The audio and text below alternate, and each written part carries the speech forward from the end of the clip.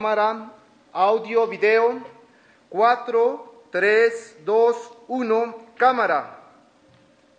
Buenas noches a nuestros espectadores del teatro, de la gloriosa sección 9 democrática, y buenas noches a los aficionados del teleteatro libre, militantes de la cultura en la red, hasta que nos permiten.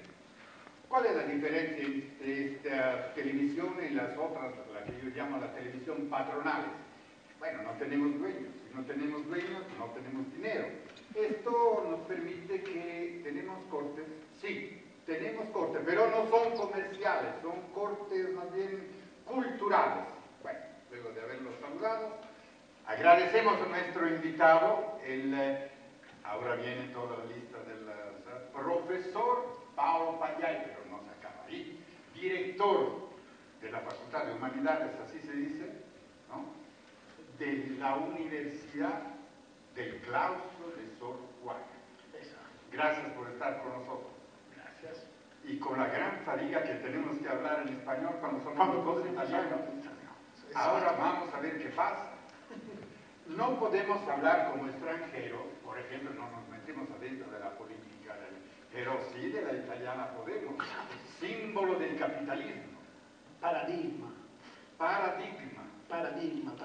Había un colega mío siciliano, Carlo Giuseppe Marino, que decía, todas las veces que decía algo, decía, y no estoy hablando de México, estoy hablando de otro lugar.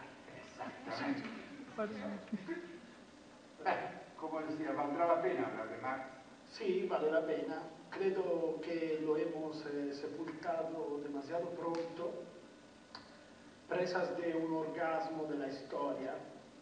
Yo tenía 20 años cuando empezamos a sepultarlo. Creo que se identificó su pensamiento con la realización y no fue una elección correcta. Bueno, porque siempre pensamos a la Unión Soviética, ¿no? Sí, la Unión Soviética, el socialismo real de la Europa Oriental, el socialismo chino, el maoísmo, la larga marcha. Luego cayó el muro y se cayeron las ideologías. Bueno, no se cayeron las ideologías. Ganó una. Exacto, se cayeron todas menos una que hizo caer a todas las demás con métodos, diría yo, a la luz de la historia, bastante inapropiados. La caída. Sí, la caída y los medios. Esos inapropiados que esconden.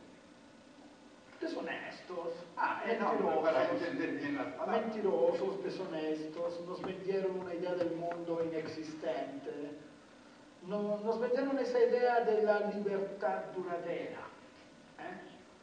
Libertad duradera es un concepto interesante porque no te dice hasta cuándo.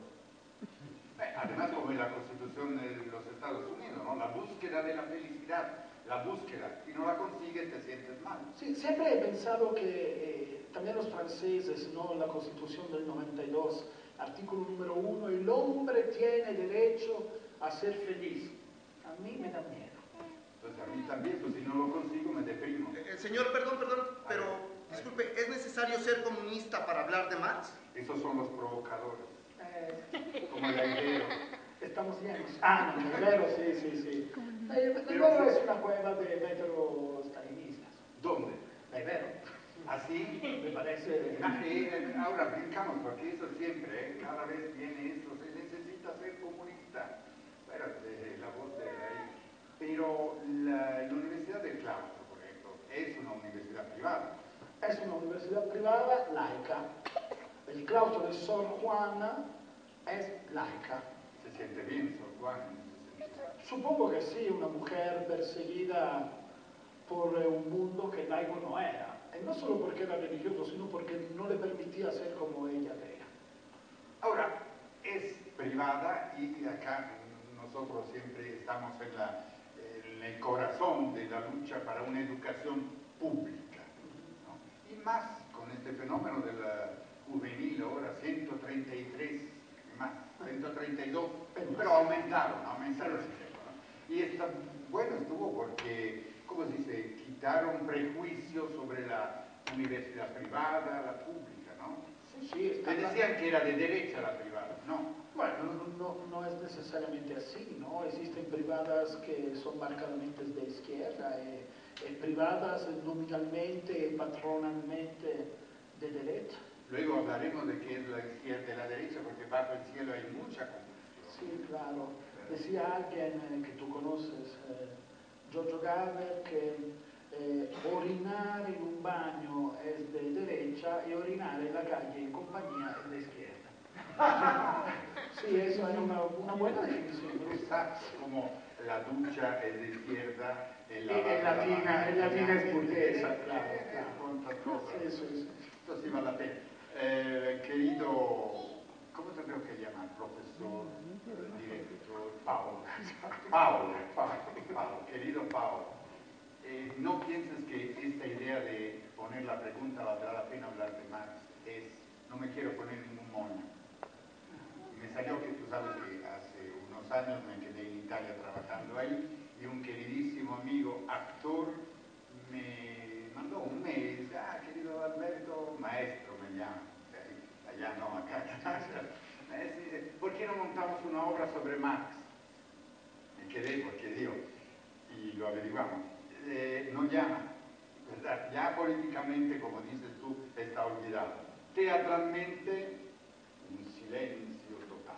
Entonces digo, ¿cómo? Pero él nada, insiste, regrese, me sigue insistiendo. Lo voy a presentar a ti y a nuestro público y también para Teleteatro Libre. El actor es José Alonso Gálvez Torres.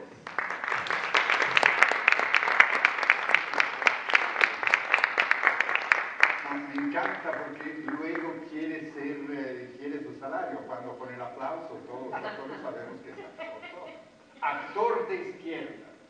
Claro. Pausa. ¿Qué estás leyendo? El texto. Bueno, el texto sabemos porque sigues ahí con... ¿Pero qué? El periódico. ¿Cómo se llama? Perdona. ¿Por qué te ríes? Este es de izquierda, A ver, ni modo. ¿Qué? ¿De qué? No, ¿de qué? ¿Estás convencido? ¿Todavía? Sí, todavía. ¿De qué? De montar la obra, ¿no? Bueno, que se ríe por... Sí, digo. No insistas, no llama, no es taquillero el nombre Marx, mira. Bueno, pero afortunadamente hay algo de público, ¿no? Mi idea no es una descabellada, estoy insistiendo.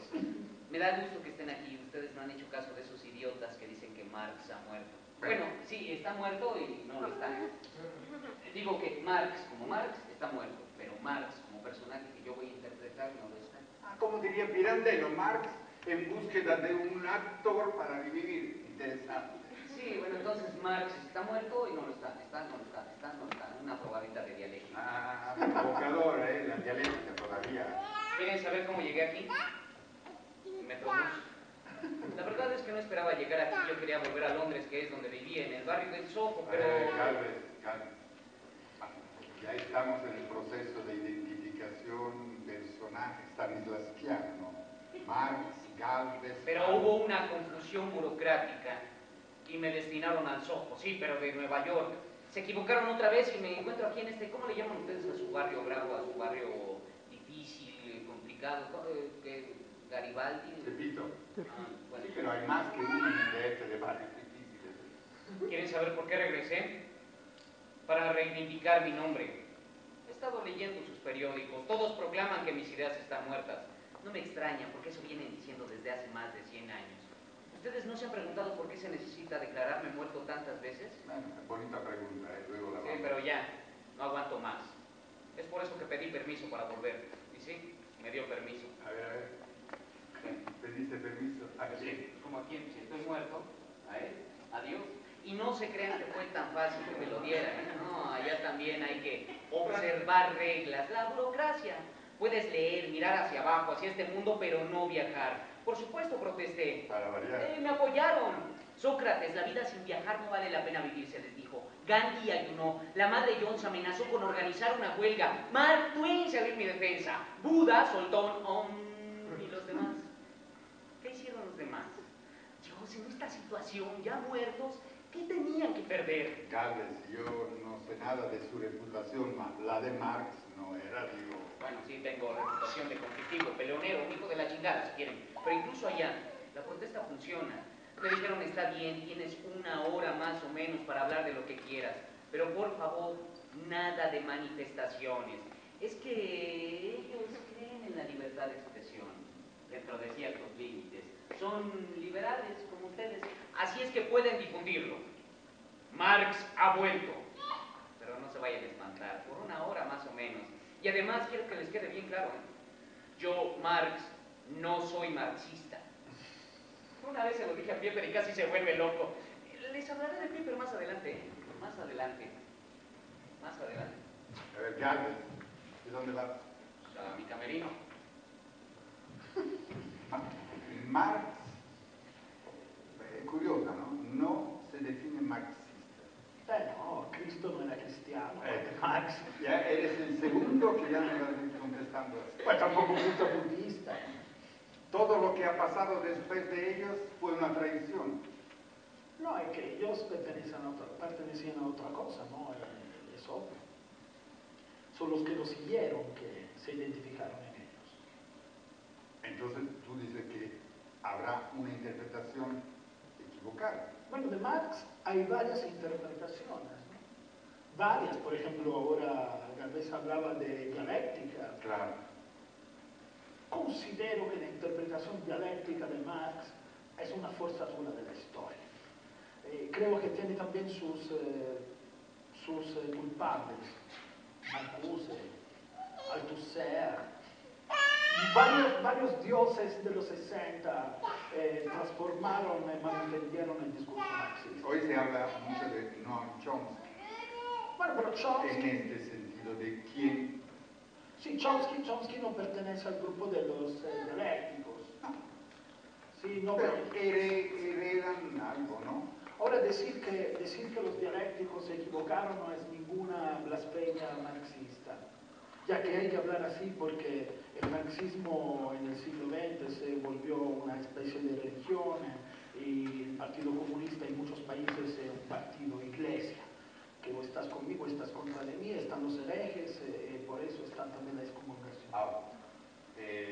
Porque me olvidé que el provocador está todavía sí. A la contestación esta si se tiene que ser comunista y averiguo también si a la consola están listos, porque yo no me atrevo a contestar, pero llamé a Chávez que nos diga a ver si a la consola están listos, si el video puede contestar a la pregunta.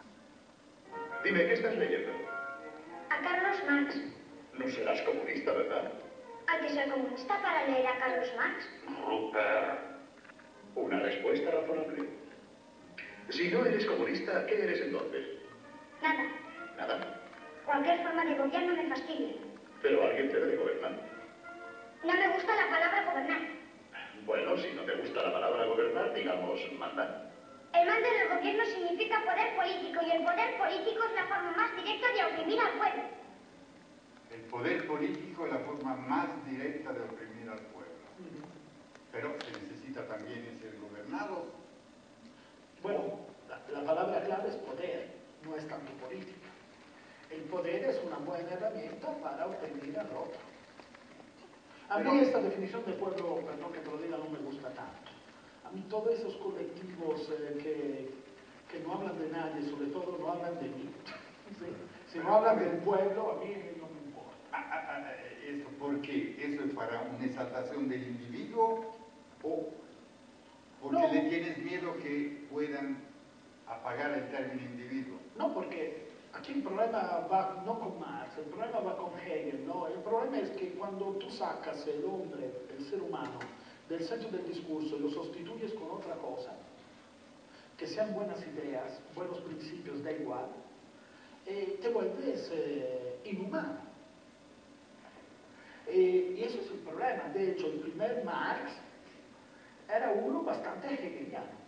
Los Grundrisse famosos, claro, bastante hegeliano. Después, con el tiempo, pero Marx se entera que Hegel había metido la pata, ¿no? Y eso se olvida bastante en el siglo XX porque la aplicación del marxismo en el siglo XX es una aplicación idealista, es decir, las ideas en el centro del discurso. Vamos a pelear la batalla de la libertad. Vamos a pelear la batalla de la justicia social. El hombre, el hombre. Ahora, si te refieres, me encanta porque esa es una pequeña y síntesis clase y se ve que eres el director de humanidades.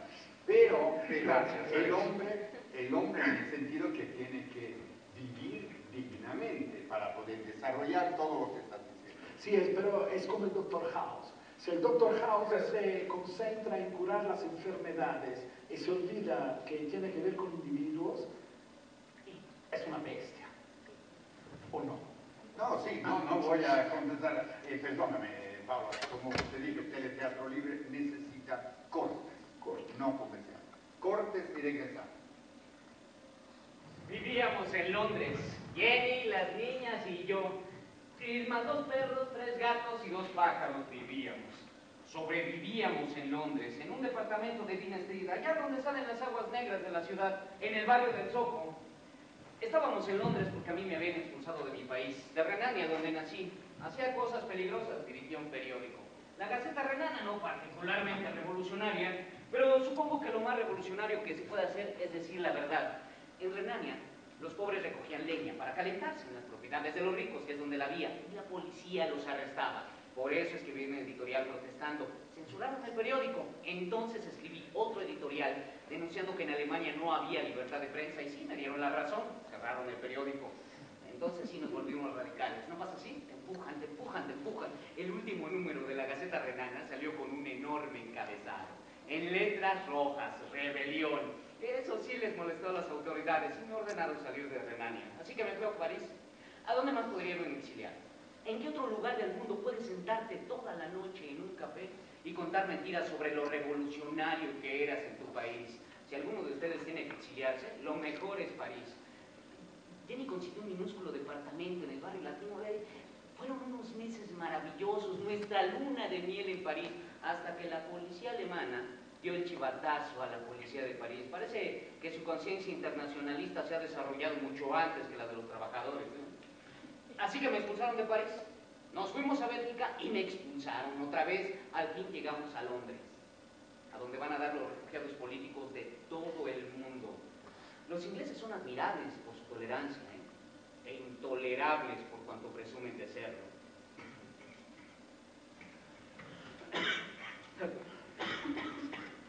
A ver.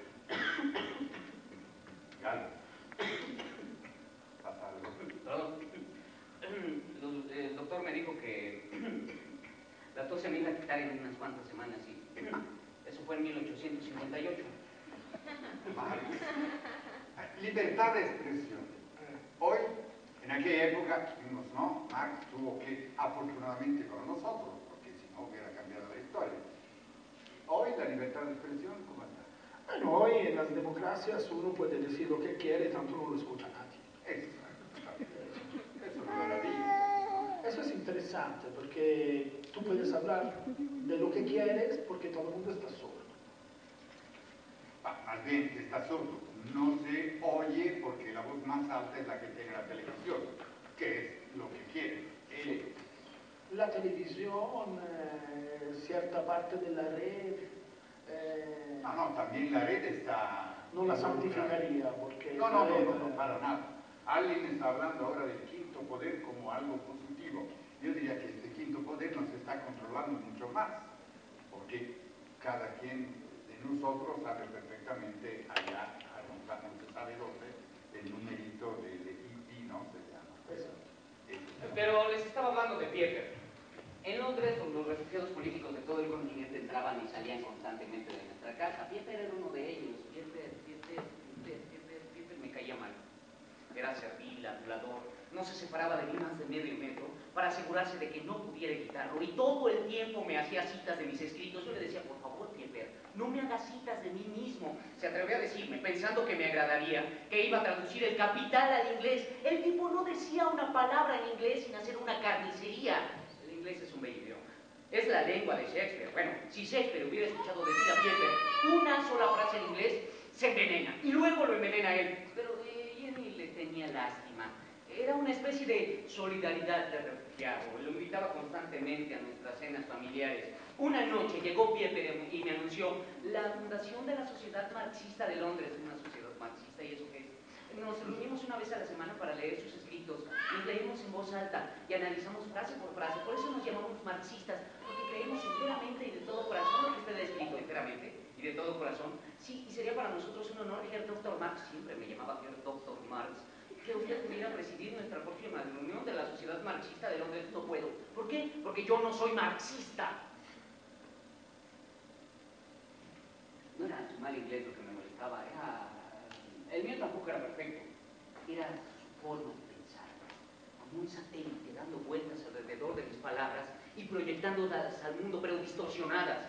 Y además defendía esa distorsión como un fanático, denunciando a todos aquellos que no las interpretaban igual que él. Una vez le dije a ella, ¿sabes lo que más me asusta? ¿Que la revolución de los trabajadores no llegue nunca? No, que la revolución sí va a llegar, pero encabezada por hombres como Pieper, aduladores cuando no están en el poder, soberbios y arrogantes cuando lo tienen. Organizarán un nuevo sacerdocio, una nueva jerarquía, con excomuniones, listas negras, inquisiciones, pelotones de fusilamiento, todo esto en nombre del comunismo, retrasando 100 años el comunismo de la libertad. Dividirán al mundo entre imperios capitalistas e imperios comunistas, ensuciarán nuestro bello sueño y será necesaria otra revolución, quizá 2, 3 más para reencauzarlo. Eso es lo que temo. No iba a permitir que el imbécil de Pieper tradujera el capital, mi capital, a su inglés. Representaba 15 años de mi trabajo, 15 años en las condiciones de vida del Soho. Habrá Pieper, o como yo los llamo, habladores marxistas hoy por ahí.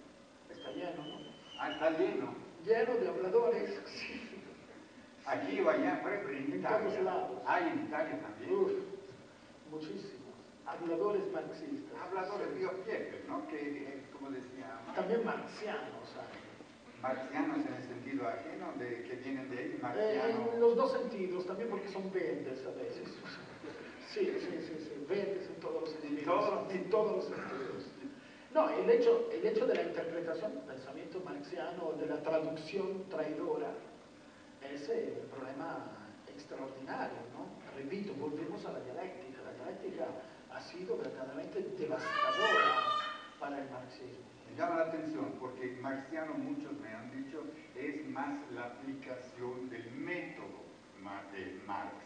Marxista sería el militante y con eso ya todo está. El hecho que un liberal dice clase social es marxiano, no es marxismo. Sí, en ese sentido, pero hay también políticos que actúan como si les interesara Marx cuando en la realidad nunca lo han leído. Ahora, Marx es un poco como la película de Fellini, La Dolce Vita. Todo el mundo se acuerda la escena de Anita Ekberg semidesnuda en la fuente de Trevi. Y nadie la ha visto la película, pero todo el mundo sabe que esa escena está. Yo reto la mayoría a ver si ha leído El Capital. Bueno, más bien eso también es un punto difícil, leer El Capital. Casi imposible.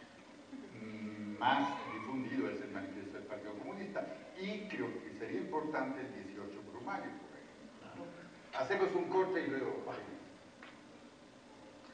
Todas las mañanas, rumbo al Museo Británico, caminaba entre los mendigos que vivían junto a las aguas negras. Ahí trabajaba, en el Museo Británico, en su magnífica biblioteca, leyendo hasta el anochecer. Leía. ¿Habrá algo más pesado que leer sobre economía política? Sí, escribir sobre economía política. Después me volví a mi casa, atravesando las calles oscuras, escuchando a los vendedores pregonar sus mercancías, y a los veteranos de la guerra de Crimea, unos ciegos, otros sin piernas, suplicar por un penique. ¿Se imaginan las calles de Londres en 1858? Jovencitas intentando vender panecillos por unos cuantos peniques. El organillero con su mono, las prostitutas, los magos, los tragafuegos, los violinistas, los de las gaitas escocesas y siempre una pobre chica cantando una balada irlandesa. Choose a wrong love and I'll make the vow, and I'll be your true love forever. Eso es lo que veía y escuchaba todas las noches caminando desde el Museo Británico. bajo los faroles de gas que acababan de encenderse, entre el lodo y las aguas negras, en medio del aire apestoso, el olor a pobre de Londres, hasta que llegaba a mi casa. Supongo que era conveniente que el autor del Capital tuviera que andar trabajosamente entre la basura mientras escribía la condena del sistema capitalista. Mis críticos, intentando minimizar el contenido del Capital, han dicho, como siempre se dice de los escritores radicales, el pobre ha de haber tenido unas experiencias personales terribles. Pues sí, efectivamente, el camino a casa a través del Soho alimentó la cólera que puede haber en el Capital. No iba a permitir que el imbécil de pie, perdón. ¿Y ahora qué me van a decir? Que comparado con mis tiempos, eso ocurrió hace mucho tiempo, hace más de un siglo, ¿sí? Solo entonces, cuando venía para acá, he andado por sus calles llenas de basura. He pasado junto a los cuerpos de hombres y mujeres que dormían en la calle, ahí acurcados para protegerse del frío. En lugar de una muchacha cantando una balada, he escuchado la voz lastimera que me decía, un peso, señor, un peso para un taxi. ¿Y a eso le llaman progreso? Porque tienen teléfonos celulares inteligentes, automóviles inteligentes, máquinas que vuelan sin tripulación y matan, y 1000 pociones para oler mejor, y la gente durmiendo en las calles. Aquí tienen un informe oficial. El Producto Interno Bruto de los Estados Unidos, es decir, la riqueza que se ha generado en el último año, fue de 14.000 millones de dólares. Muy interesante. Pero díganme una cosa, ¿dónde están estos miles de millones? ¿A quién han beneficiado? Menos de 500 individuos controlan millones de dólares en actividad financiera. ¿Qué, acaso estas personas son más nobles? ¿Han trabajado más duro? ¿Son más útiles a la sociedad que la madre que cría 3 hijos pequeños sin dinero para calentarse en el invierno? La desigualdad y la pobreza siempre han existido. Yo dije hace 150 años que el capitalismo incrementaría enormemente la riqueza de la sociedad, pero que esa riqueza se acumularía en muy pocas manos, demasiados pobres, muy pocos ricos. Gigantesca fusión del Chemical Bank y del Chase Manhattan Bank. La bolsa sube y 12.000 trabajadores pierden su trabajo. Y dicen que mis ideas están muertas. Lo mismo pasó aquí con Luz y Fuerza. Corrieron a más de 40.000 y ¿qué? En lugar de estar causando alboroto, que se busquen otro trabajo. El pobre es pobre porque quiere. Usted no conoce La aldea abandonada, el poema de Oliver Goldsmith, ¿verdad? No lo conoce, usted lo va a conocer. Mal le va al país, presa de inminentes males, cuando la riqueza se acumula y los hombres decaen. Sí, es lo que he visto al andar por su ciudad. Casas decadentes, escuelas decadentes, seres humanos decadentes. Avanzo un poco más, doy la vuelta. Ay, me encuentro rodeado de hombres ricos, mujeres llenas de joyas, abrigos de pieles. De repente, alguien estaba intentando cometer algún crimen, una patrulla. ¿Qué pasa? Sí, alguien estaba intentando robar las joyas y los abrigos de pieles. Allí está. Ya no puede uno ni tener sus cositas. O también podríamos decirlo de otra manera, ¿eh? Alguien estaba intentando recuperar una parte del Producto Interno Bruto, quitándosela a los que lo habían robado legalmente. Los seres humanos reducidos a mercancía, su vida condicionada al dinero. Maravilla del sistema de mercado. Felicidades. A los de arriba no les gusta mucho cómo hablo, ¿eh? A los de arriba no les gusta mucho la jerarquía. Estamos condicionados, más bien acostumbrados, ¿no? Como que fuera normal. Son las dinámicas del poder. Hablando de poder, podemos volver a hablar de escucha, ¿no? La primera acción revolucionaria no es tanto el uso de la palabra, hoy en día, es la escucha. Y es justo la estructura jerárquica que no permite la escucha. Digo, no la permite a ningún nivel, ¿no? Tampoco a los niveles más bajos. La gente no escucha. La gente pretende ser escuchada, que es un asunto bien diferente. Entonces, la primera acción revolucionaria es la escucha, que quizás no era una verdadera necesidad en el momento en que Marx escribía, ¿no? En el momento, en 1848, cuando publica el manifiesto, quizás hablar de escucha le podía parecer hasta marginal. Pero eso el sentido de escucha es muy interesante. La primera vez que sale esto es una necesidad del hombre de hablar para ser escuchado más fuerte que no la de escuchar el prójimo. Entonces eso es... No, No, porque la escucha es el motor del concepto de la libertad. Tenemos varios culpables filósofos a lo largo de la historia. Otro, que se hace siempre el inocente, se llama Immanuel Kant. Él dijo una vez, y todo el mundo lo usa también con sus propios hijos, quizás también ustedes con su hija. Yo con los míos a veces he pecado, lo he usado. Tu libertad empieza, tu libertad termina donde empieza la libertad del otro. Tu libertad termina donde empieza la libertad del otro, es una trampa. Porque después llega la jerarquía que te explica dónde empieza la libertad del otro. Entonces decide dónde termina la tuya, y una libertad que termina no es libertad. Entonces, Kant, según yo, ahí, lo digo con cierto temor reverencial, pero Kant, según yo, ahí se equivocó. Paolo, perdón, tú estás enseñando a la Universidad de Claustro de Humana, eres director, digo, es un cargo importante, ¿y enseñas esto? No, tengo colegas kantianos que equilibran la situación. Me da miedo, no, digo, porque luego si te ven en televisión... No, pero es grave, porque, ves, yo creo que mi libertad empieza donde empieza la libertad del otro. Ahí se choca, te digo... Qué bueno, porque... Pero ¿cómo puedo yo empezar mi libertad donde empieza la libertad tuya? Escuchándote. Si no te escucho, ¿cómo puedo saber cuándo empieza la mía? Y eso es un punto esencial. Yo creo que Orwell, por ejemplo, personaje totalmente incontrolable, lo había entendido, ¿no? El gran límite de la realización de esas ideas extraordinarias fue justo eso, ¿no? En la granja, cuando los animales corren al señor Jones, porque están cansados de la carnicería, organizan un gobierno provisional. El gobierno provisional lo dan, no sé si lo leyeron, a los cerdos, porque son la raza más adapta a gobernar. Los cerdos se apoyan en los perros, porque necesitan mantener el orden, porque la revolución es precaria. Al final agarran la gallina y le dicen que es una espía trotskista, precapitalista, porque no quiere donar su hijo nuevo a la causa. Pablo, tengo que cortar, primero porque me corren a mí, luego te corren a ti por lo que estás diciendo, desde el claustro. Bueno, corte. A mí, Carlos mujer.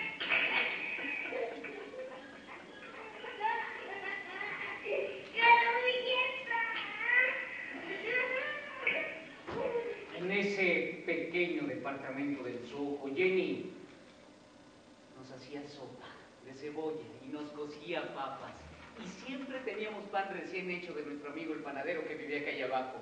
Nos sentábamos a la mesa, comíamos, platicábamos de los acontecimientos del día, la lucha de los irlandeses por la libertad, la última guerra, la estupidez de los gobernantes, la oposición política dedicada solamente a dar chillidos, la prensa cobarde. Supongo que las cosas son diferentes ahora, ¿no? Ay, no sé, ahora hablamos del Chicharito, de Benedicto, de Platanito, del Chapulín. Después de cenar limpiábamos la mesa y yo me ponía a trabajar con mis cigarros a la mano y un vaso de cerveza.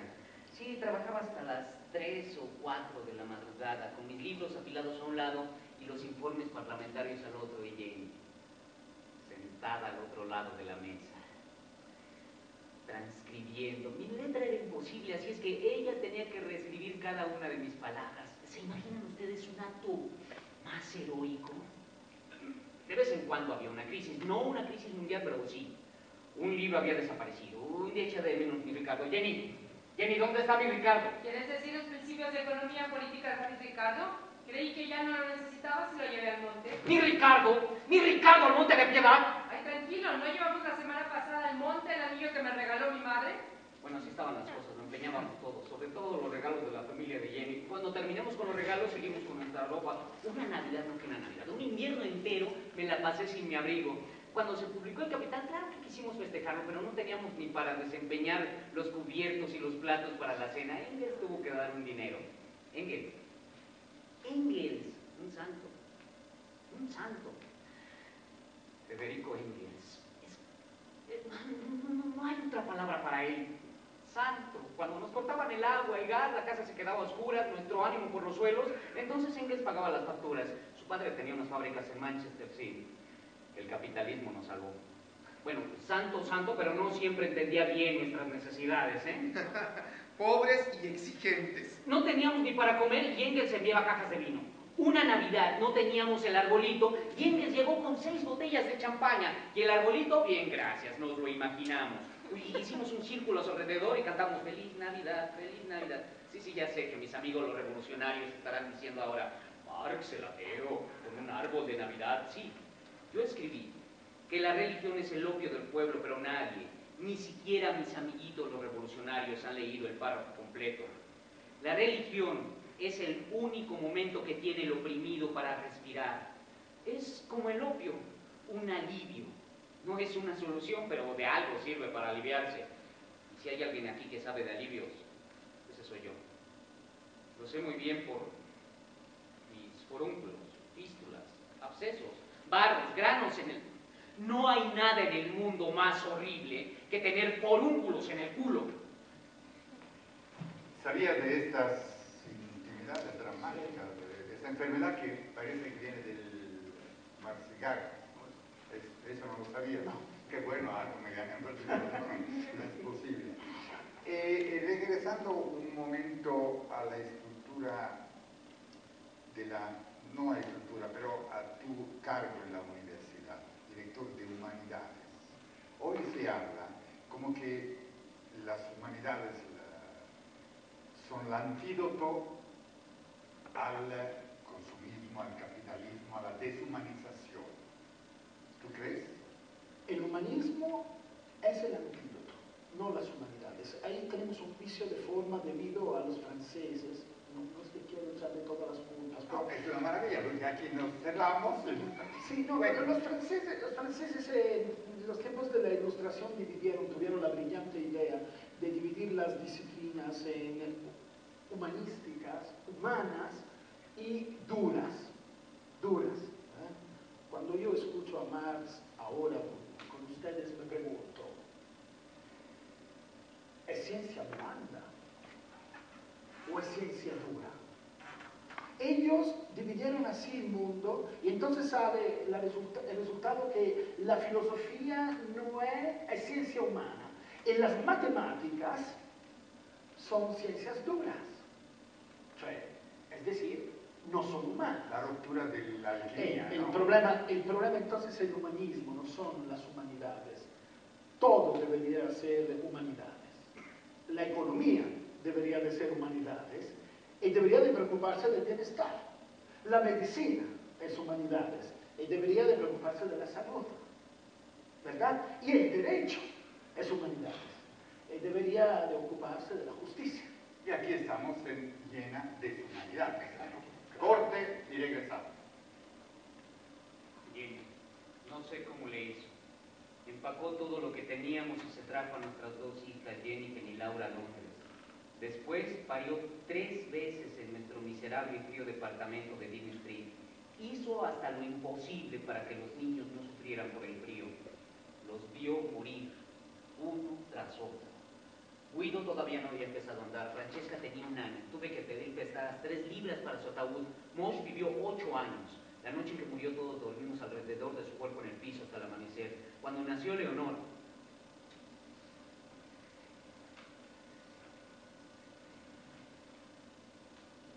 tuvimos miedo. Pero ella era muy fuerte. Fue bueno que tuviera 2 hermanas mayores porque ellas habían logrado sobrevivir. Jenny nació en París. París es maravilloso para los enamorados, pero no para los niños. Es algo que hay en su aire. Laura, nuestra segunda hija, nació en Bruselas. Nadie debería de nacer en Bruselas. No teníamos dinero. Nada de dinero. ¿Y? Todos los domingos nos íbamos a comer al campo, 1:30 caminando, Jenny, las niñas, yo, Lenken, luego les hablo de ella, hacía una ternera al horno y también llevábamos té, pan, queso, cerveza. Eleonor era la más joven, pero ella bebía cerveza. No teníamos dinero. Pero a mis hijas no podían faltarles sus vacaciones. En una ocasión me gasté el dinero de la renta para mandarlas a la costa atlántica francesa. En otra ocasión me gasté el dinero de la comida para comprarles un piano fuerte, porque a las niñas les gustaba la música. Se supone que un padre no debería de tener consentidos entre sus hijos, pero es que Eleonor... Yo solía decirle a Jenny, Eleonor es una niña rara. ¿Esperabas que los hijos de Marx sean normales? Eleonor era la más chiquita. pero era la más brillante.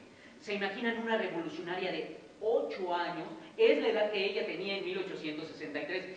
Polonia se había rebelado en contra de la dominación rusa y entonces Tusi, así le decíamos a Leonor Tusi, escribió una carta a Engels hablándole de esos valientes camaradas polacos, como ella les llamaba. A los 9 años escribió una carta a los Estados Unidos, a la atención del presidente Lincoln, dándole consejos de cómo ganar la guerra a los confederados. También fumaba. Bebía vino.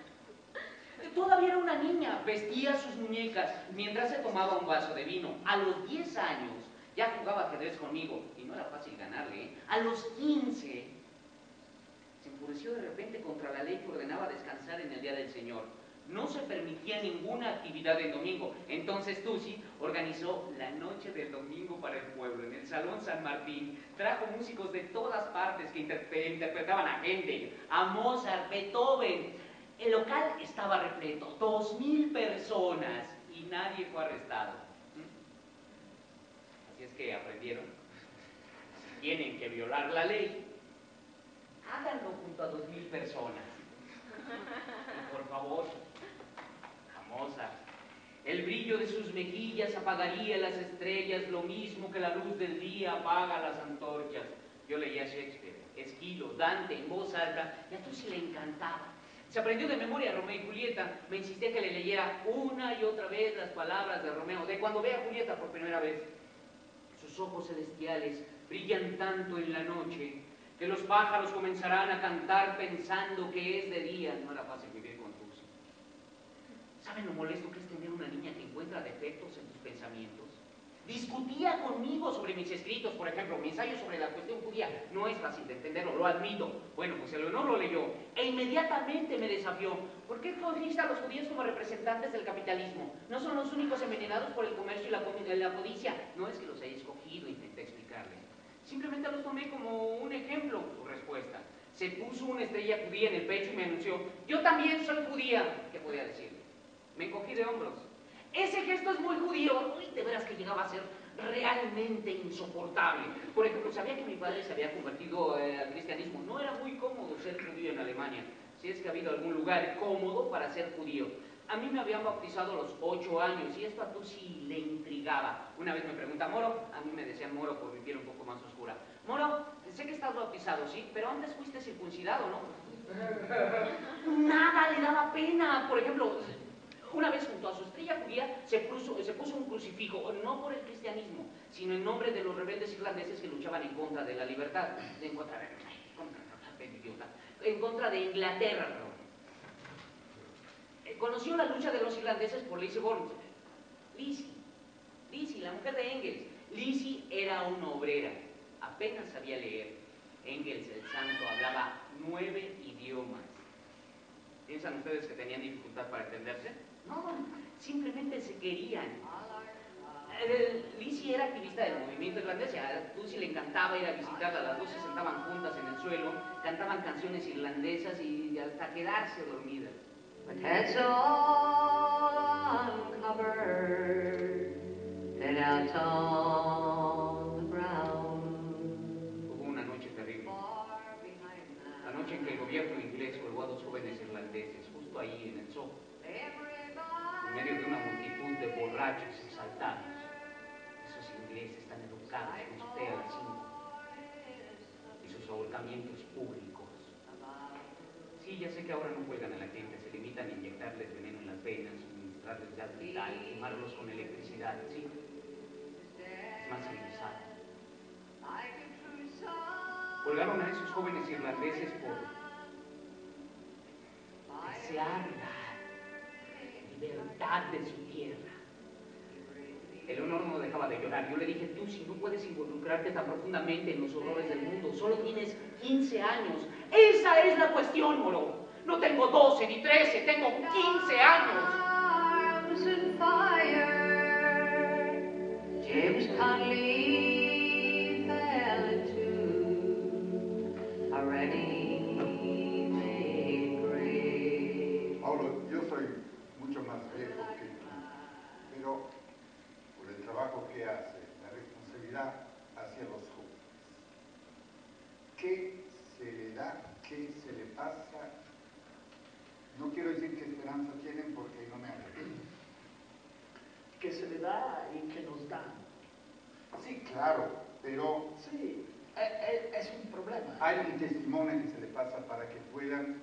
Quisiera decir que sí, pero en la realidad que creo que afortunadamente no hay. Afortunadamente. El único testimonio que se le pasó, y quizás se le pasó a ellos, pero se le pasó también a nosotros, hablo de mi generación, es el testimonio de la decepción de los demás, del desencanto, esa palabra maravillosa, el desencanto, la desesperanza. Sí, pero si esa va hacia la política, eso me da miedo. Sí, es justamente eso que da miedo a todos, pero creo que en la actualidad, no solo en México, en todo el mundo, nos demuestra que hay unos falsos mitos. Y uno de esos falsos mitos es que a los jóvenes les vale. Yo no creo que les valga. Yo creo que sí les importa y que quieren hacer las cosas, pero ya no quieren hacerlas como las hicieron los demás. Hablando de los jóvenes, mi hija tenía 15 años, era una niña, y se enamoraba de cualquier joven bello, impetuoso que viniera a visitarla. Podría hacer una lista. No tanto fue inteligente en política cuanto bobita en asuntos de amor. Estaba loca por el héroe de la Comuna de París. Enamorada. No, loca por el tal Lizagaray, que tenía, ¿cuántos años tenía? 33. 33, y la niña tenía 16. Para 33, casi 20 años de diferencia. Era una niña. Bueno, por lo menos este cuate era francés, porque luego estaba el galán de su hermana Jenny, que era inglés. ¿Alguien ha probado la comida inglesa? No hablo más. Y luego estaba Lafargue, el novio de Laura. Sus demostraciones públicas de ardor eran absurdas. Le ponía la mano en el trasero enfrente de todos, la torteaba como si fuera la cosa más natural del mundo, y Jenny lo defendía. Son sus orígenes criollos. Su familia vino a Francia desde Cuba. Como si todos en Cuba se anduvieran torteando. No sé si ya lo pregunté.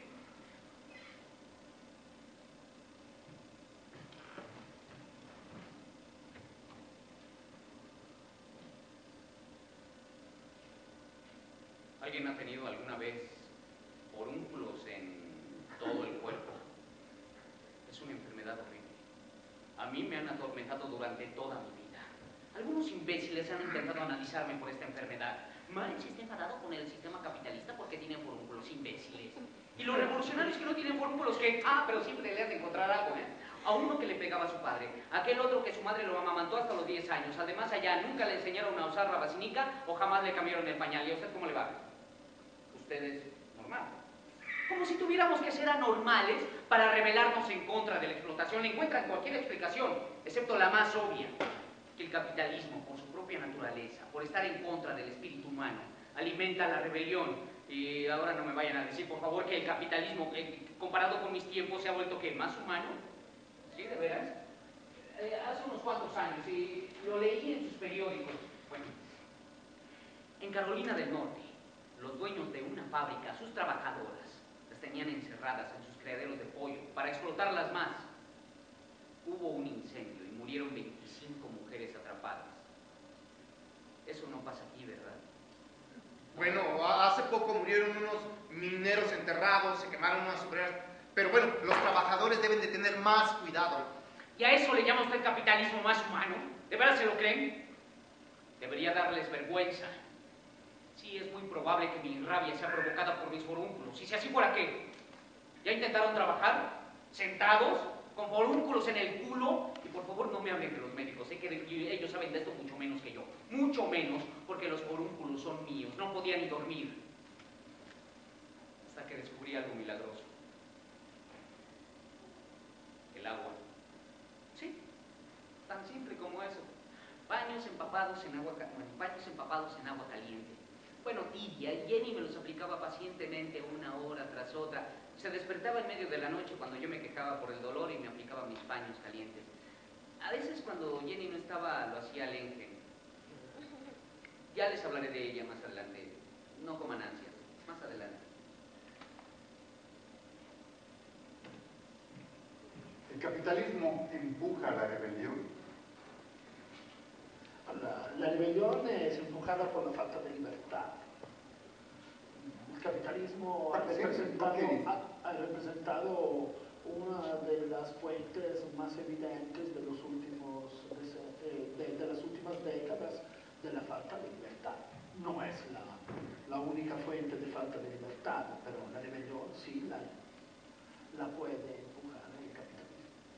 ¿Supiste que Italia es el segundo país en Europa, después de la Rumanía, de donde se salen, emigran italianos? Parece que hemos de regresar. Hemos vuelto. Exacto. Bueno, sale la gente de Italia porque no hay horizonte, es decir, no hay esperanza, ¿no?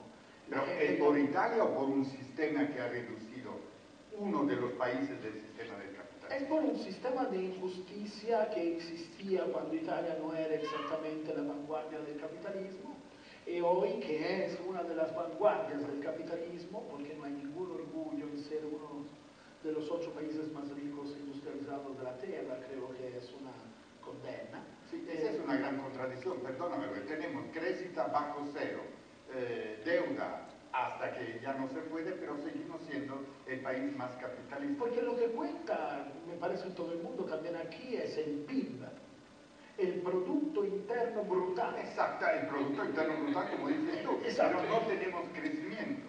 Exacto. En México no, porque ya va más 3 y punto qué. Bueno, México tiene también un horizonte de esperanza totalmente distinto, que en México existe la posibilidad de pensar en un país mejor, la voluntad de pensar en un país mejor.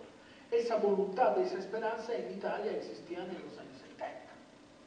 Años, perdón, de mierda, pero años donde había también una capacidad de soñar y de ponerse en juego totalmente distinta. Utopía, la utopía que nos empujaba. Sí, la utopía que te sirve para caminar. Claro, claro. La utopía que te sirve para caminar, la gente llega un momento que cree que ya llegó. Y cuando se entera que no llegó a ningún lado, empezar a caminar otra vez es imposible. Cortes, regresamos. ¿Qué estaba diciendo? Del Engen. Ah, sí, el Engen. Vivíamos en el barrio del Soco, en absoluta pobreza, y a la madre de Jenny, mi suegra, ¿qué se le ocurre? Enviarnos una criada para que cuidara a las niñas. Esa criada era el Engen. Teníamos hasta los muebles empeñados. No comíamos, pero eso sí, teníamos una criada. Esas cosas pasan con emparentas con la aristocracia. Tu familia, los varones de von Westphalen, ¿eh? Tu familia política no te envía el dinero que necesitas, pero sí te envían finas mantelerías, cubiertos de plata, una criada. No es tan mala idea lo de la criada. Siempre puede agarrar las finas mantelerías, los cubiertos de plata, llevarlos al monte de Piedad y traer algún dinero. Lee que lo hizo muchas veces. Recuerdo que una vez ya le iban a arrestar porque pensaron que se me estaba robando, entonces fui yo a interceder por ella y me arrestan así toda la noche. Pero en realidad nunca fue tratada como una criada. Las niñas la adoraban y la querían muchísimo. A veces cuando se enfermaba era Lenkin quien se hacía cargo de todo. Era como la otra mujer de la casa. Tanto que su presencia creó una gran tensión entre Jenny y yo. No sé por qué. Recuerdo que una vez Jenny me salió con que... ¿Esta mañana te he visto mirando al Engen? Mirando, ¿qué quieres decir? En la forma en que un hombre mira a una mujer. Eso quiero decir. Ya no empieces con eso. Era una de estas conversaciones que no puede ir a ningún lado. Jenny no toleraba ni siquiera que me quejara por el lodo de la calle. Imagínate cómo me siento yo cuando leo El Capital y no me quejo. Así me decía. Era mi crítica más severa, despiadada, honesta. ¿Hay algo más ofensivo que una crítica honesta? El Capital la inquietaba en realidad. Me preocupa que desde el principio aburras a la gente con tu discusión sobre la mercancía, el valor de uso, el valor de cambio. El libro es demasiado largo, detallado, pesado. ¡Pesado! Imagínense, El Capital pesado. Lo mismo me dijo el sindicalista Peter Fox cuando le regalé el libro. Me siento como un hombre al que le han dado un elefante. Sí, es un elefante precisamente. Yo intentaba explicarle que esto no es el manifiesto del Partido Comunista, escrito para el público en general. El Capital es un análisis. Está bien que sea un análisis, pero que entusiasme como el manifiesto. Un fantasma recorre Europa, el fantasma del comunismo. Es lo que excita al lector. Y luego, para atormentarme, me leía algún pasaje del Capital. La riqueza de las sociedades donde prevalece el sistema capitalista de producción se presenta como una inmensa acumulación de artículos de consumo. Se van a dormir. Ustedes. ¿Es tan aburrido? Bueno, debe ser un poco. Yo lo admití con Jenny y ella que me contestó. Una cosa no puede ser un poco aburrida.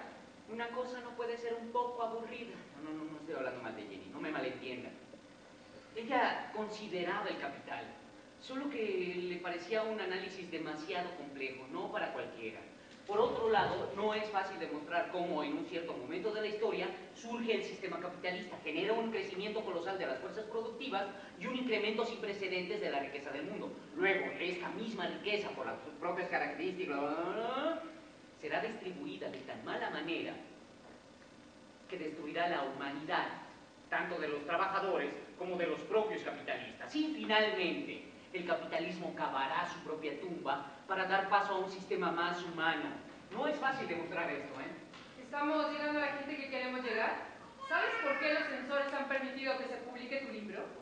Porque como ellos no lo entienden, suponen que nadie más lo va a hacer. Le recordé que el Capital había recibido muchas críticas, bastante favorables. Sí, porque la mayoría de ellas las escribió Engels. Le dije que quizás estaba siendo tan crítica con mi trabajo porque no eres feliz conmigo. Ustedes los hombres no pueden creer que su trabajo merezca críticas y entonces todos se lo toman como algo personal. Jenny estaba pasando por un mal momento. Supongo que era mi responsabilidad, pero no sabía cómo aliviar su angustia. Entiéndanme, pónganse en mi lugar. Cuando Jenny y yo nos enamoramos, yo tenía 17 años y ella 21, era maravillosa. Con su cabello castaño, sus ojos verdes y su familia, por alguna razón les gusté. Eran aristócratas, los varones de von Westphalen. Yo tenía largas discusiones con... A los aristócratas les encantan los intelectuales. Yo tenía largas discusiones con su padre sobre filosofía griega. Yo había hecho mi tesis doctoral sobre la diferencia de la filosofía de la naturaleza en Demócrito y Epicuro. Fue ahí que empecé a darme cuenta de que hasta ese momento los filósofos únicamente habían interpretado el mundo. El problema era cómo cambiarlo. Cuando me expulsaron de Alemania, Jenny me siguió a París y allí nos casamos. Nacieron Jenny, Ken, Laura. Vivíamos felices, sin nada. Reuniéndonos en el café con los amigos, ellos también vivían sin nada. Éramos pura chusma. Bakunin, el descomunal y peludo anarquista. Engels, el santo ateo. Heine, el hermoso poeta. Stirner, el inadaptado total. Y Proudhon, que decía, la propiedad es un robo, pero yo quiero un poco. Me hubiera gustado que conocieran a Jenny. Lo que hizo por mí es incalculable. Hasta aceptó el hecho de que yo simplemente no pudiera tener un trabajo como los demás hombres. Bueno, sí, lo intenté una vez. Escribí una carta a los ferrocarriles solicitando un empleo de administrativo y así me contestaron. Doctor Marx, es para nosotros un honor su solicitud de trabajo aquí. Nunca hemos tenido un doctor en filosofía trabajando para nosotros como administrativo, pero el puesto requiere de una escritura legible, por lo que, desgraciadamente, afortunadamente para mí, tenemos que rechazar su oferta. Jenny creía en mis ideas. Solo que quería que describiera la teoría de la plusvalía, de forma que la pudieran entender los trabajadores comunes y corrientes. Nadie puede entenderla sin entender antes la teoría del valor del trabajo.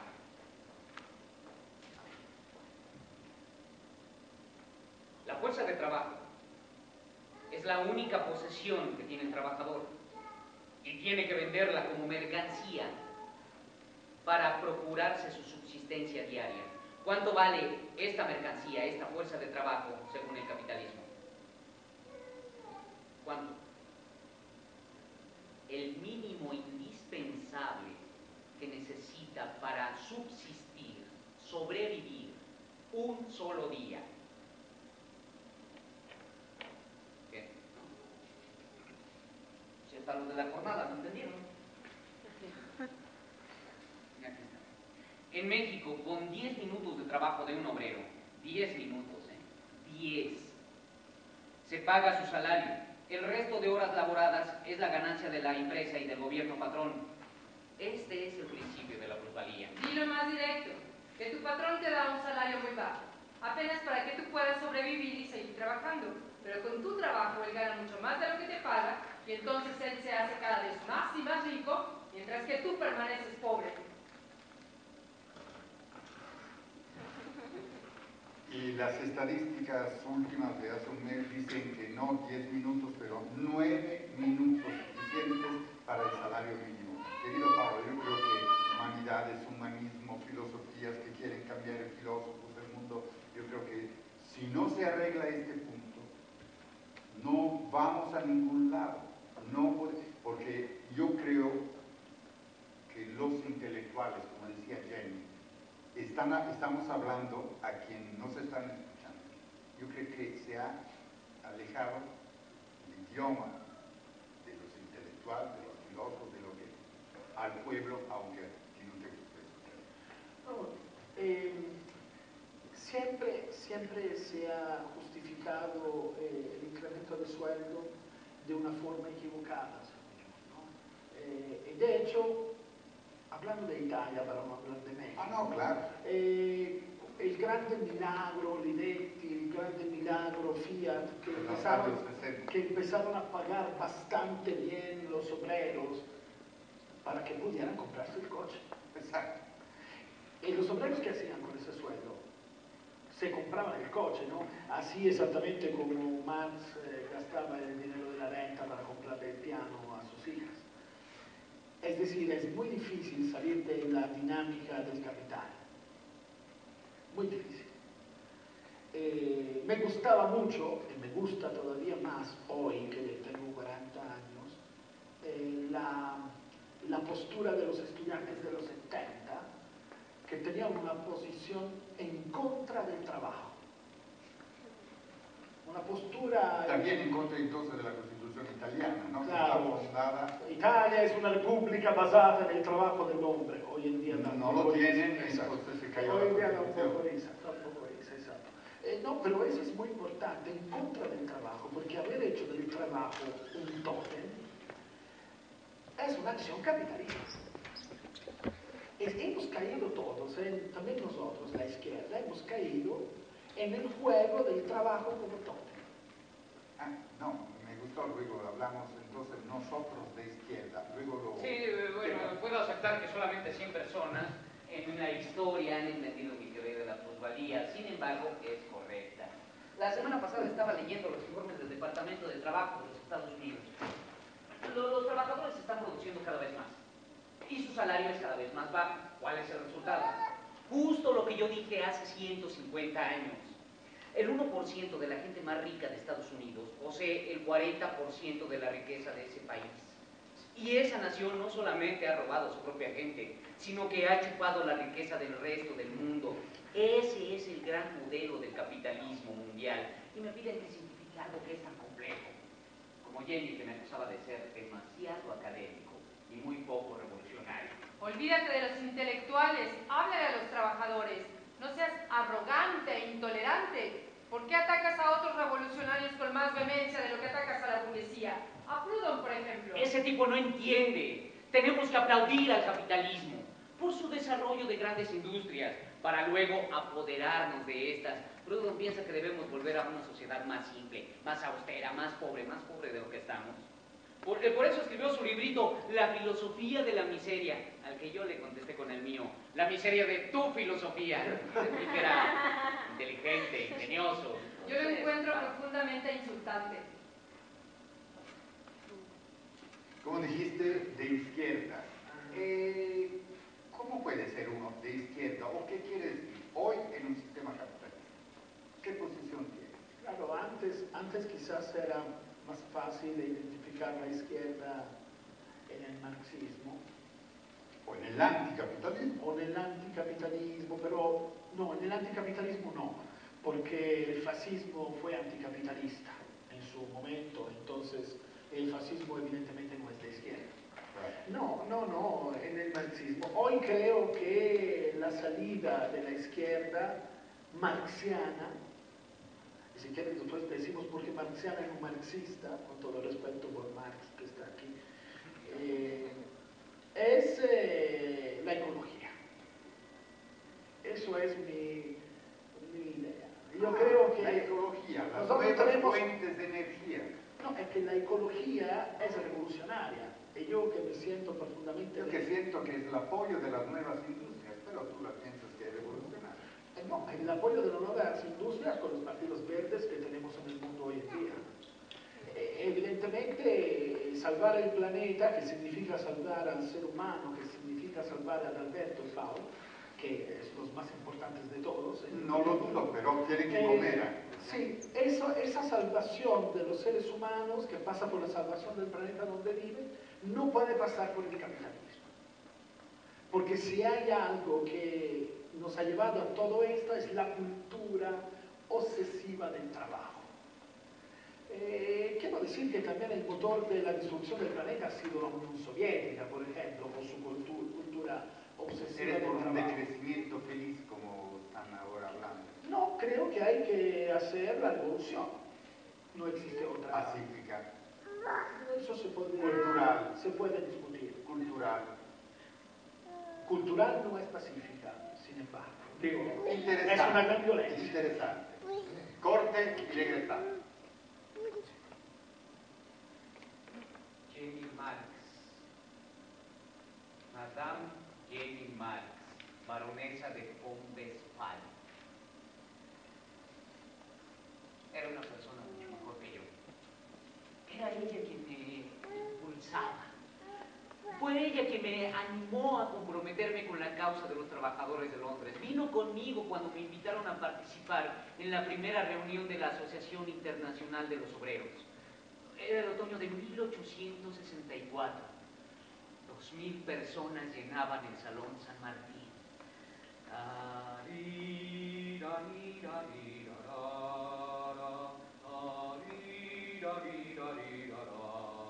Los trabajadores de todos los países deben unirse en contra de las políticas exteriores criminales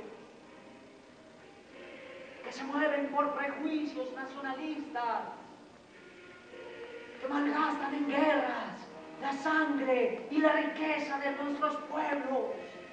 Debemos combatir más allá de las fronteras nacionales para reivindicar las leyes sencillas de la moral y de la justicia en los asuntos internacionales. Trabajadores de todo el mundo, ¡únanse!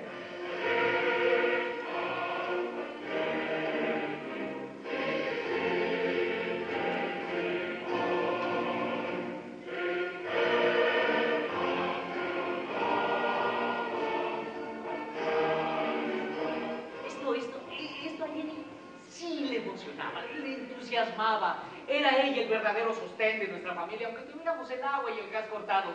Nunca se cansaba de reivindicar la emancipación de la mujer. Decía que la vitalidad de la mujer estaba siendo socavada al tener que quedarse en el hogar suciendo calcetines y cocinando. Por eso se negaba a permanecer en casa.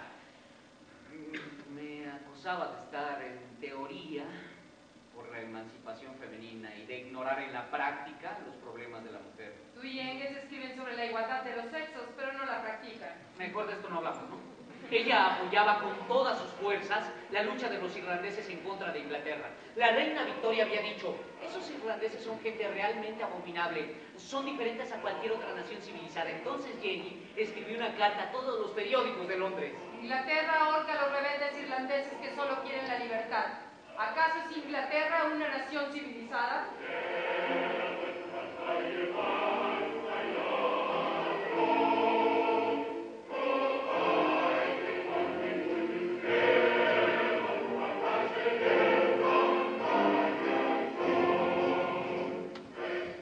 Yo estaba profundamente enamorado de Jenny. ¿Cómo le hago para que me entiendan? A pesar de que atravesamos momentos difíciles, nos seguíamos amando. Solo que en algún momento las cosas cambiaron de algún modo, no sé por qué. Jenny decía que porque ya no era la chica hermosa que yo había conocido. Eso me hacía enojar. Y encima decía que era a causa del Engen. Eso me hacía enojar más todavía. ¿Lo ves? Te enojas porque es verdad. Eso me ponía furioso. Dicen que porque la Unión Soviética ha desaparecido, el comunismo ha muerto. ¿Acaso saben esos idiotas lo que es el comunismo? ¿Creen que un sistema guiado por un criminal que mata a sus compañeros revolucionarios se puede llamar comunismo? ¡Scheißkopfen! ¿Perdón? Cabezas de mierda en español, los periodistas políticos, estos que dicen tales cosas. ¿A qué escuela fueron?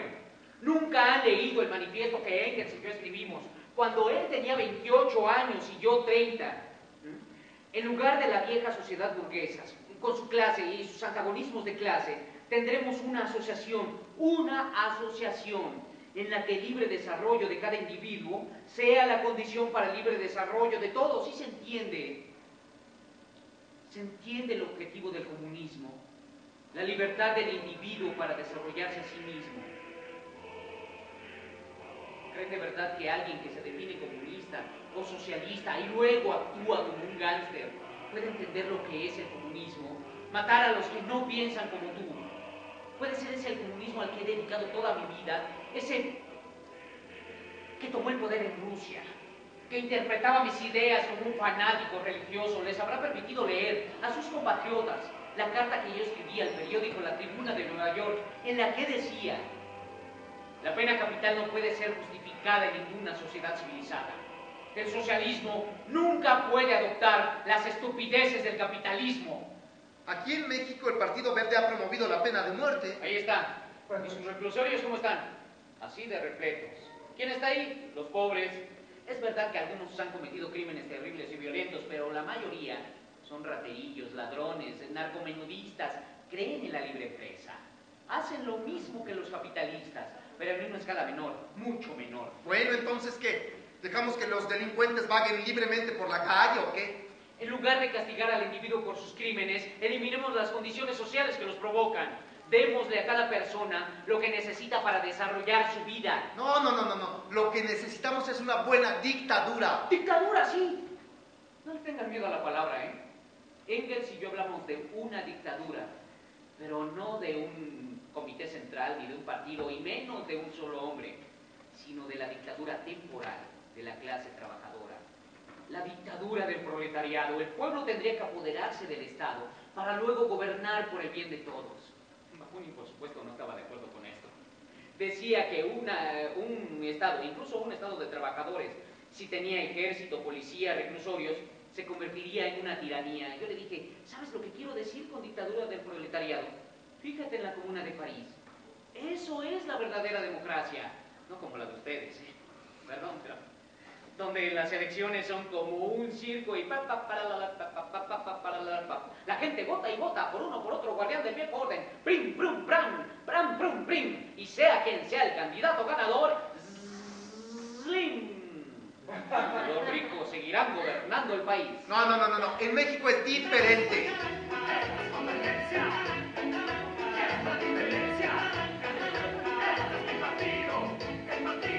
Una vez se decía, a propósito de la ironía, una carcajada lo sepultará. Creo que ya no es tiempo porque hay más que llorar.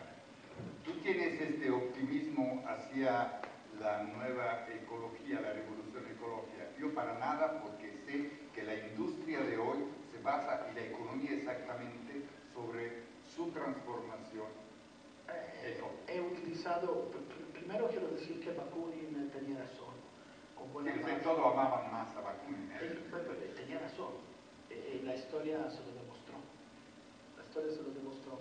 Pero fuera de la razón de Bakunin, que tiene que ver con lo que acabas de decir, yo hablo de la palabra revolución, que es una palabra que tú inmediatamente quisiste bonificar, ¿no? Con, pero no violenta, ¿no? Y después agregaste... No, yo lo pregunté. Después, no, está bien, y después agregaste cultural como si la revolución cultural no fuera violenta, que es la más violenta de todas.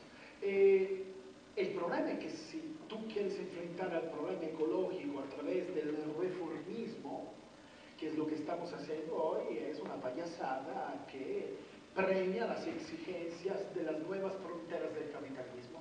Pero yo que soy leninista, profundo y convencido... Ojalá que no, porque no habíamos llegado al mero mero. Y que creo profundamente que hay que intervenir en los procesos de producción. Dudo que Lenin fuera un verdadero marxista, eso siempre lo he pensado.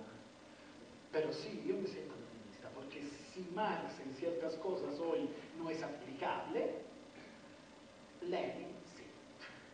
Y hay que intervenir en los procesos de producción para salvar el planeta. Intervenir en los procesos de producción significa repensar todo.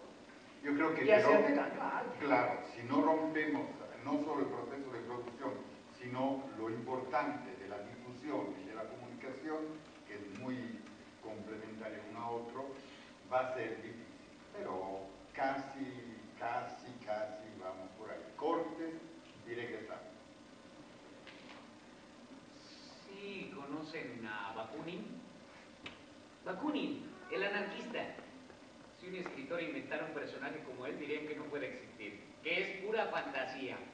Decir que Bakunin y yo no nos llevábamos bien es un eufemismo. Le encantaba pelearse conmigo. ¿Saben lo que dijo cuando Engels y yo estábamos en Bruselas escribiendo el manifiesto?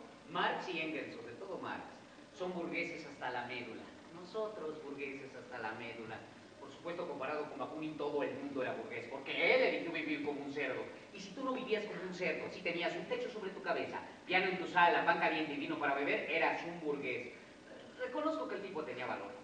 Estuvo preso, fue deportado a Siberia, escapó, recorrió el mundo entero intentando fomentar la revolución en todas partes. Quería una sociedad anarquista y la única anarquía que consiguió estaba en su cabeza.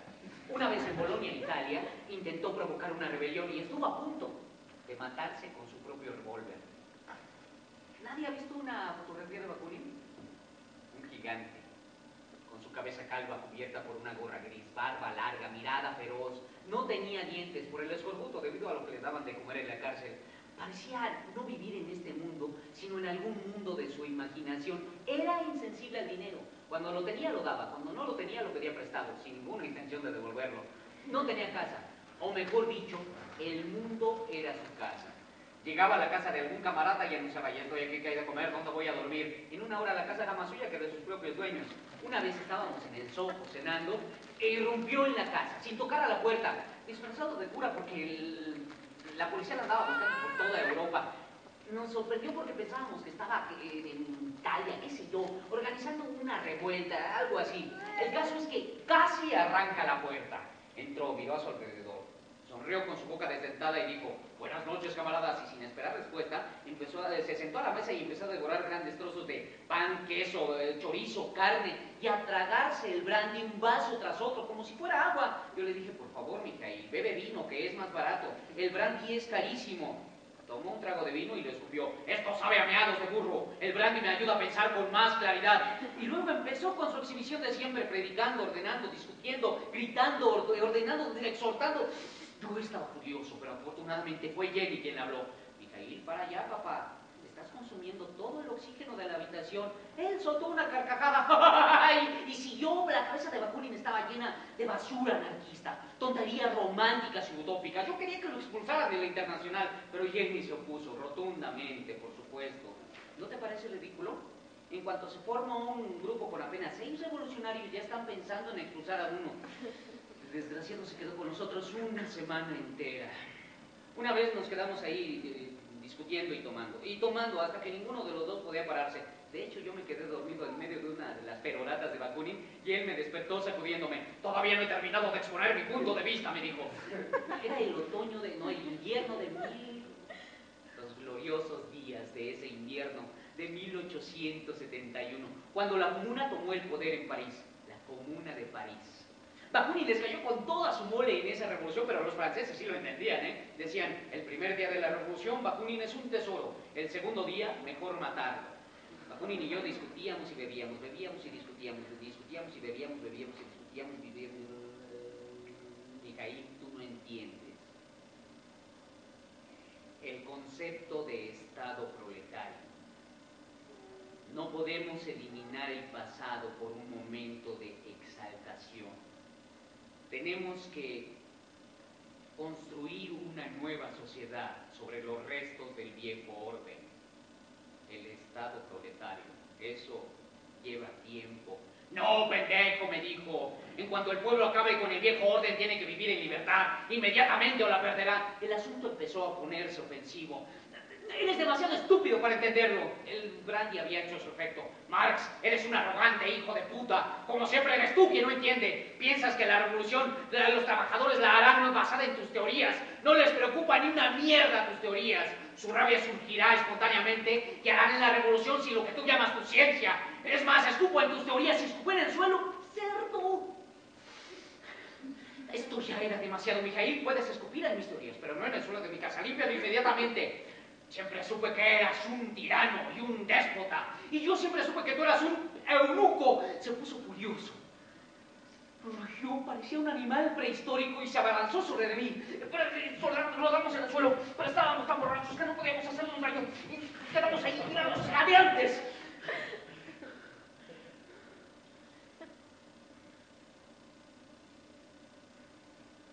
Bakunin se levantó, como un hipopótamo. Se desabotonó los pantalones y se puso a orinar por la ventana. ¿Qué pendejada estás haciendo, Mikhail? ¿Qué no ves? Estoy orinando por tu ventana. Y soy repugnante. Estoy orinando sobre Londres, sobre todo el Imperio Británico. No, estás meando en mi calle. Y no me contestó. Se abrochó los pantalones, se acostó en el suelo y se puso a roncar. Bueno, de hecho, yo también me tiré en el suelo y pronto perdí la conciencia. Y así nos encontró Jenny a la mañana siguiente cuando se levantó. ¿Valdrá la pena hablar de Marx en Italia? Sí, mucho. ¿Valdría la pena? Valdrá la pena y serviría un buen partido comunista. Oye, hablar de comunismo es como hablar de terrorismo. Le tienen miedo a esa palabra, Sí, ¿verdad? sobre todo los excomunistas le tienen miedo a la palabra comunista. Bueno, ya no hay... No hay peor enemigo del comunismo que el que lo fue. Ahora No me parece solo en Italia. No, en general, pero digo, es en general Sí. que esto pasa. Pero sí se necesitaría, ¿no? Se necesitaría algo que represente un punto de referencia para los que no estamos conformes con el sistema. Los pobres anarquistas en Italia, como siempre, la historia los van a tomar como terroristas. Sí. Todas las veces que pasa algo, ¿quién fueron los anarquistas. Quien orinó afuera de la ventana fue Bakunin, eso seguro. No fue Marx. Cortes y regresamos.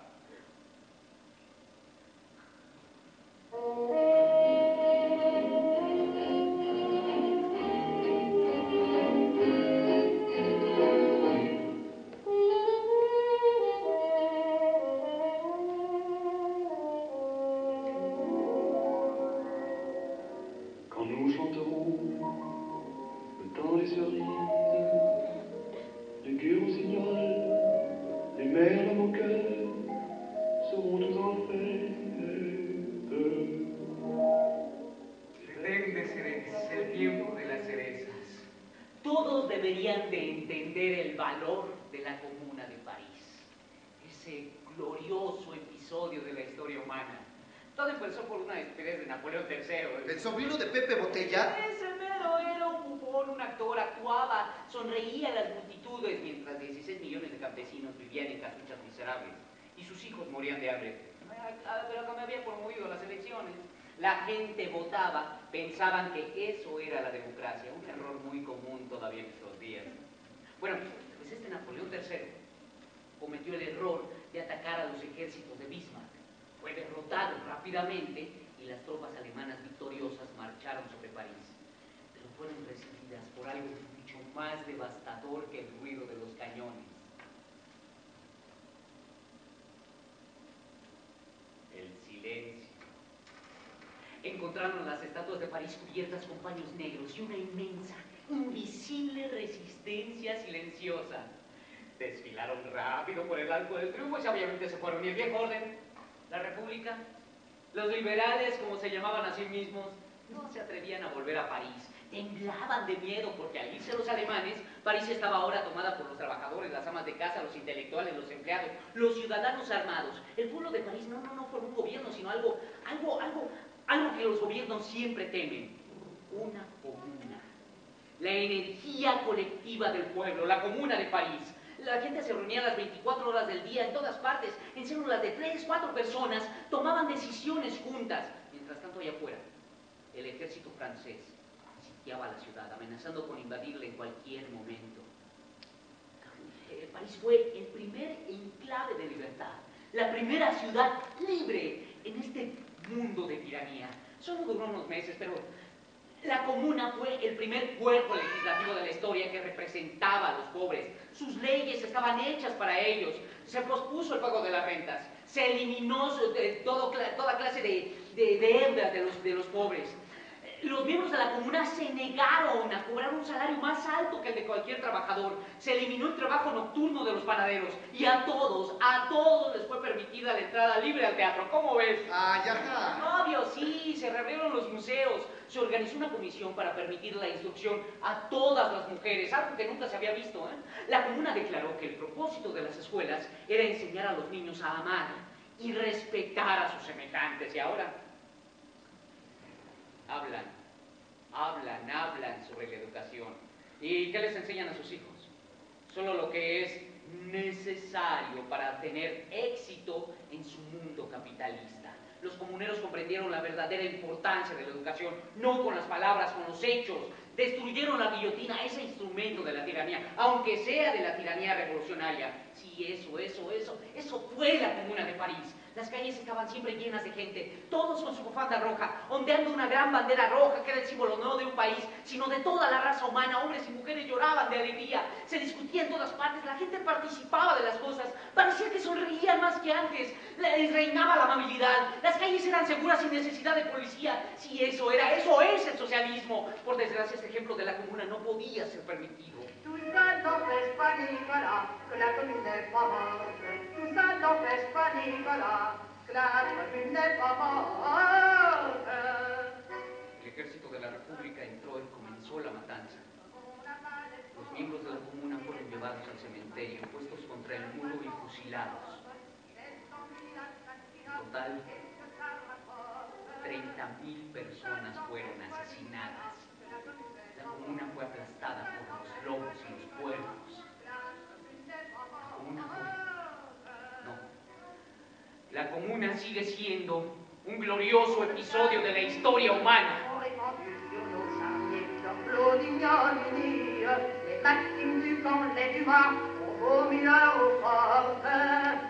Casi olvidado de la historia, ¿no? El episodio de la comuna.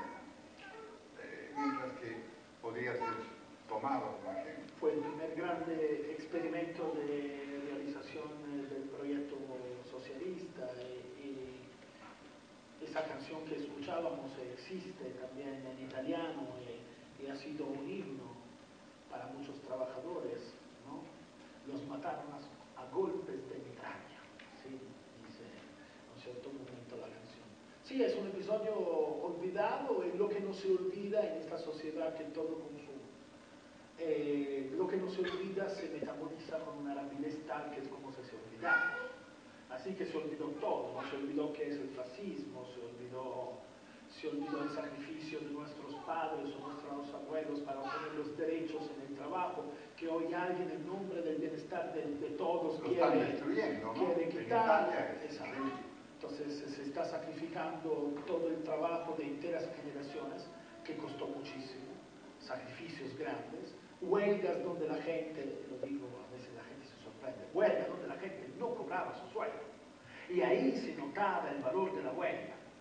¿Sí? Después, cuando los sindicatos obtenían lo que querían, no iban a la mesa de la negociación a negociar también que se le pagaran los días de huelga a los trabajadores, porque la huelga tiene su valor, porque yo la pago. Nadie puede decir que yo lo hago porque soy un huevón, ¿no? Al contrario. Todo eso se ha olvidado y ese olvido lo estamos pagando, ¿no? Con los contratos de tiempo determinado que en Italia se está rompiendo todo el esquema de lucha de 50 años de los trabajadores. Contratos de 3 años no renovables. Maravilloso. Regresamos a Marx a pensarlo. Corte y adelante.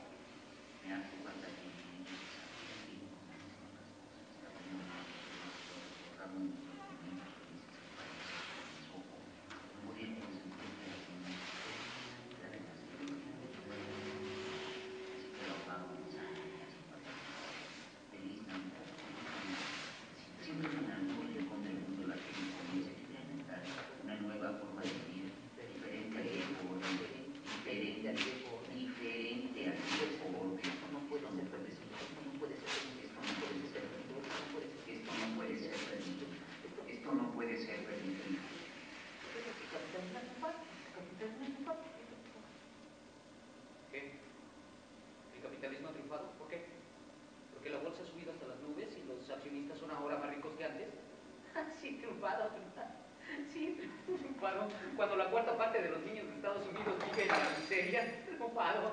Cuando anualmente mueren 40,000 de ellos antes de cumplir un año, triunfado. En la ciudad de Nueva York, desde antes del amanecer hay una cola de 100,000 personas esperando por solo 2,000 puestos de trabajo. Triunfado. ¿Qué va a pasar con los otros 98,000 rechazados? Ah, es por eso que ustedes construyen más reclusorios. Claro, pues el capitalismo ha triunfado. ¿Pero sobre quién? Tienen maravillas tecnológicas. Han enviado hombres a la estratosfera. ¿Pero qué pasa con los que se quedan aquí abajo? ¿Por qué están tan nerviosos? ¿Por qué se lanzan a las drogas, al alcohol? ¿Por qué se enloquecen y matan? No lo digo yo. Está en sus periódicos. Ahí está. Sus políticos están que no caben en sí de orgullo. Dicen que el mundo se mueve hacia el sistema de la libre empresa. ¿Están ciegos o no quieren ver?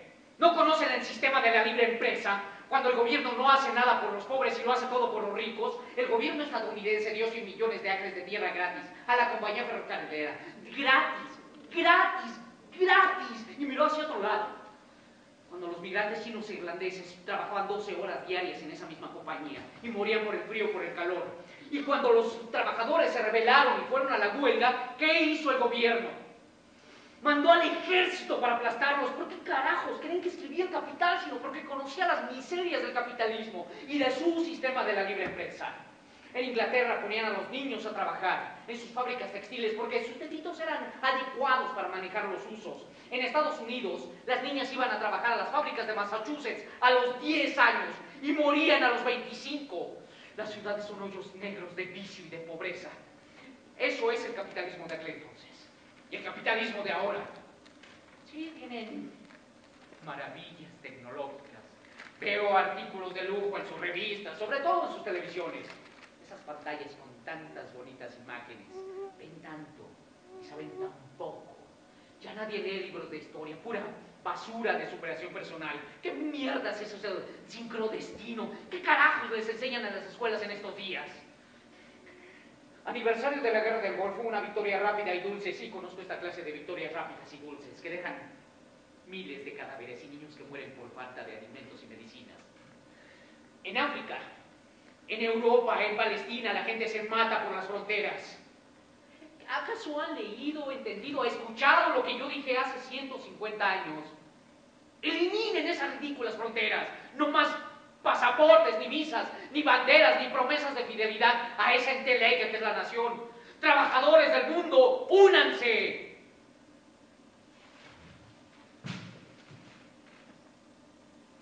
Mark, disculpe.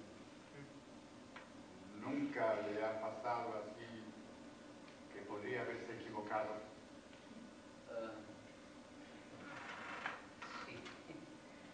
Sí. Me equivoqué. No lo hubiera pensado. Que el capitalismo fuera tan ingenioso para sobrevivir. No me imaginé que habría medicamentos para mantener vivo este sistema enfermo.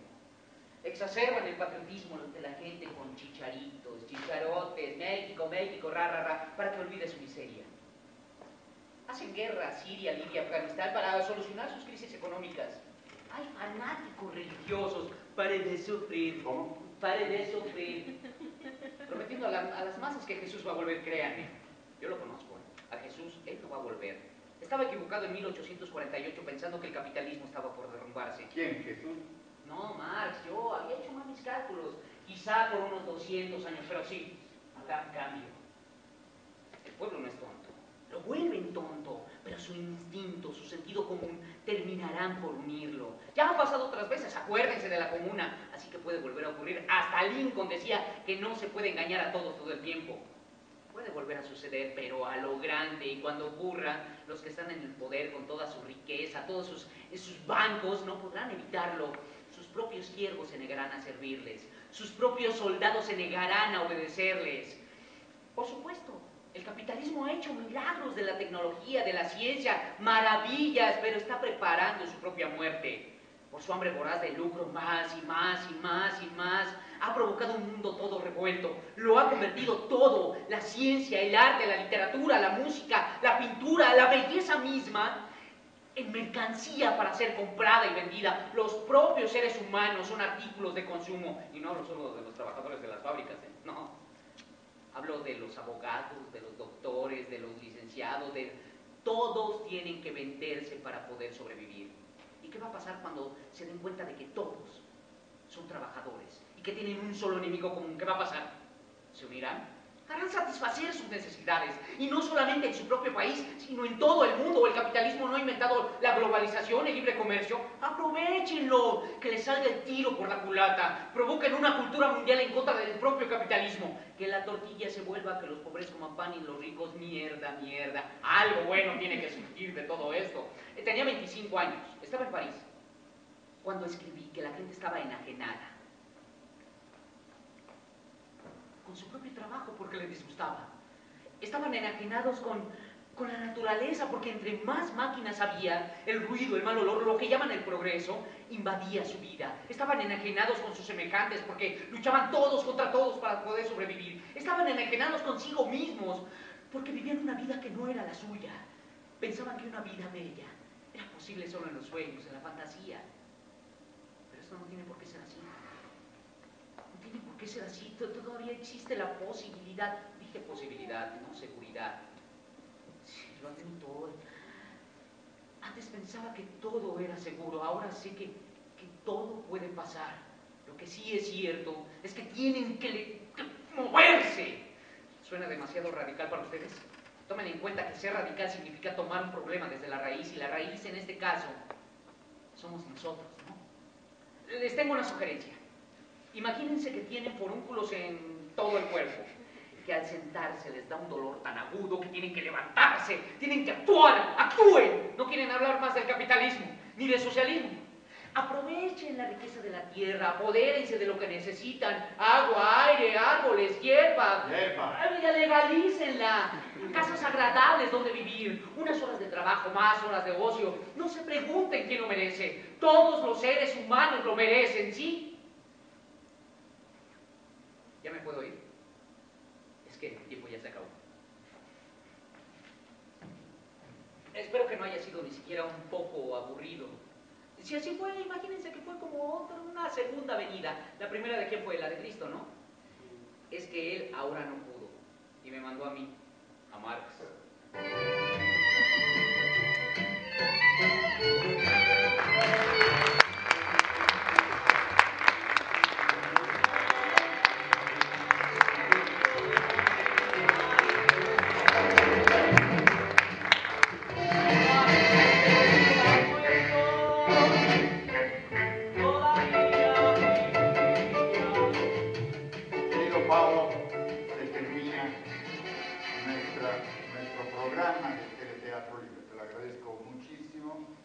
Por toda la contribución que nos has dado, y quiero solamente desear, en el país donde estamos, pero esa vez como somos italianos en nuestro país, que en algún modo se pueda ir adelante a crear y a retomar la utopía y la concreteza de un grande y verdadero socialismo.